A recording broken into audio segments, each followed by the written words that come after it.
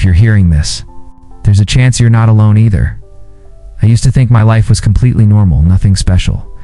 Nothing strange, just a routine I followed every single day.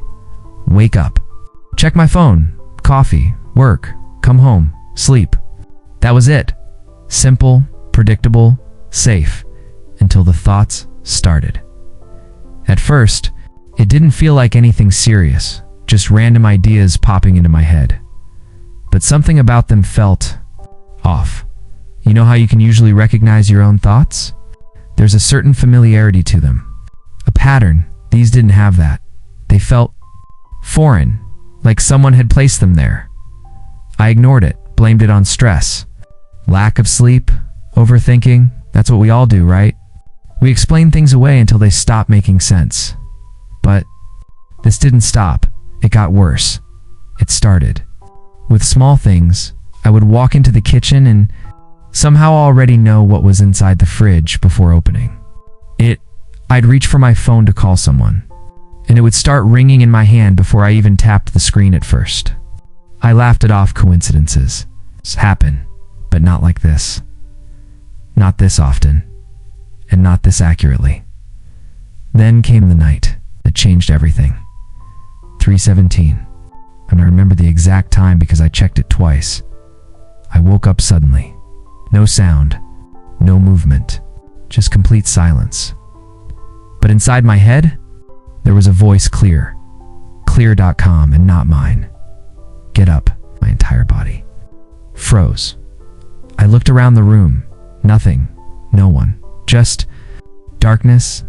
I tried to convince myself it was a dream, but then it spoke again. You're running late. My heart started racing. Who's there? I whispered. There was a pause, and then a faint laugh. The next morning, everything looked normal again. Sunlight, noise, people, reality. But something inside me had shifted, because deep down, I knew that wasn't a dream after that. The voice didn't leave. It came back. Every single day.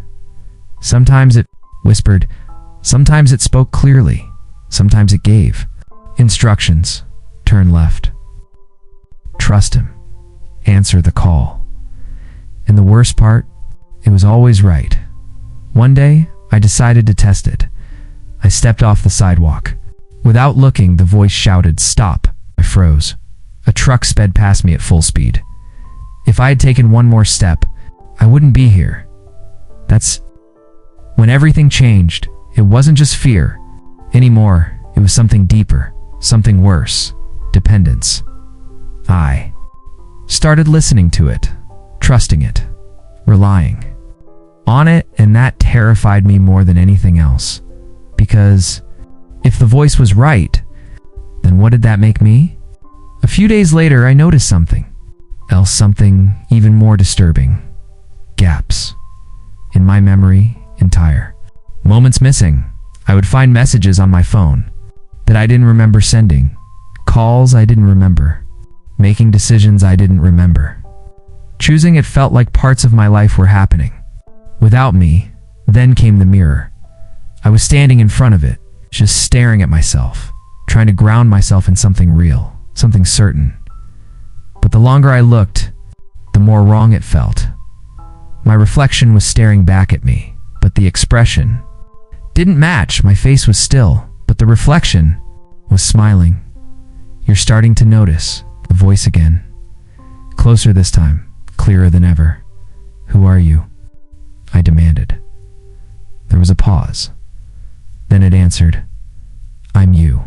My chest tightened. No, you're not. You're just a version, it said calmly. I'm the original. That night, I couldn't sleep. I went through everything. Old photos, videos, conversations, trying to prove to myself that I was still in control, that I was still me. But the more I looked, the more uncertain I became, because some memories didn't feel real anymore, and some real moments, it felt like they didn't belong to me. The next day at work, people noticed something was wrong. My friend came up to me, concerned. Hey, are you okay?"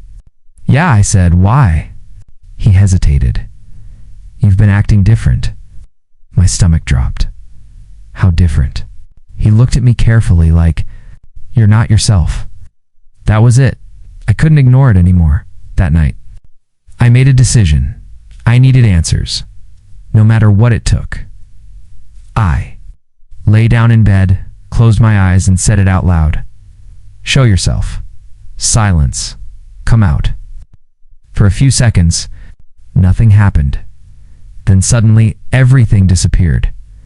No room. No body, just darkness, endless, heavy, and then I saw him. He was standing right in front of me. Same face, same body, same eyes. But the way he looked at me was different, cold, confident, like he had always been there waiting. Finally he said, my voice shook, "What are you?" He smiled. "I told you. I'm you." "No," I said. "That's not possible." Tilted his head slightly. "When you were born, you were empty. I was placed inside. I helped you grow, learn, survive." He took a step closer. "But you were never meant to stay in control." Heart started pounding. "I'm not giving you anything," he laughed. Softly, "You already have." Suddenly, I felt it. My body slipping away, my hands moving.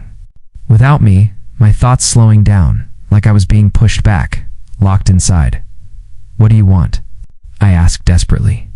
"Freedom." His voice was calm. "I've been trapped inside you long enough now. I get to live. In me." I whispered. He paused for just a second, then said, "You stay." Everything went black. When I opened my eyes again, I was back in my room. Everything looked normal, felt normal, but something was wrong. I stood up, walked to the mirror, and looked at myself. Same face, same eyes, same body, but the smile wasn't mine. And then, deep inside, I heard something faint, distant, weak. "Please, let me out." I smiled. It's too late. And that's when I understood. I'm not the one telling this story. He is.